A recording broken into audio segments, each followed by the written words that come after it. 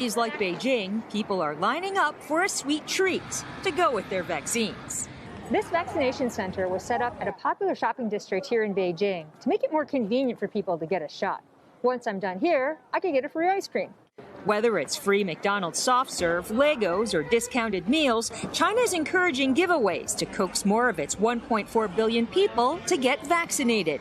Once you get your vaccine, you're handed these coupons. They're good for any of these restaurants nearby the center. Beijing hopes to have 40% of its population vaccinated by June and 70% for herd immunity by next year. The authorities have a long way to go. Freebies are Beijing's way of overcoming strong resistance to vaccines across China, driven by successful pandemic controls, but also mistrust in Chinese-made vaccines, which lack an international peer review of their data. Suspicions run deep in Hong Kong, where people are using apps like this to avoid registering for codes the city says are meant to control the pandemic, but activists fear are for political repression. Many are fighting to preserve freedoms that don't exist on the mainland. Back in Beijing, the government is also using shame tactics. Buildings are color-coded with green, yellow, and red posters to reflect how many people inside complied. Shops have started putting up government-issued signs to show their customers that their staff are being vaccinated. At this store, 90% got the jab.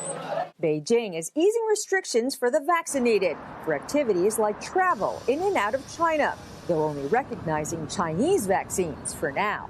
Some workers here don't seem bothered by the familiar heavy-handed approach if it improves safety overall. Getting the vaccine takes the pressure off my mind, he says. A price to get life back to normal. And Eunice Yoon is with us now live at, 7:30 in the morning on a Saturday at a vaccination site in Beijing. Eunice, you're a U.S. citizen living in China. Do you plan to get one of the Chinese vaccines? Well, Shep, I don't think I'm going to have much choice.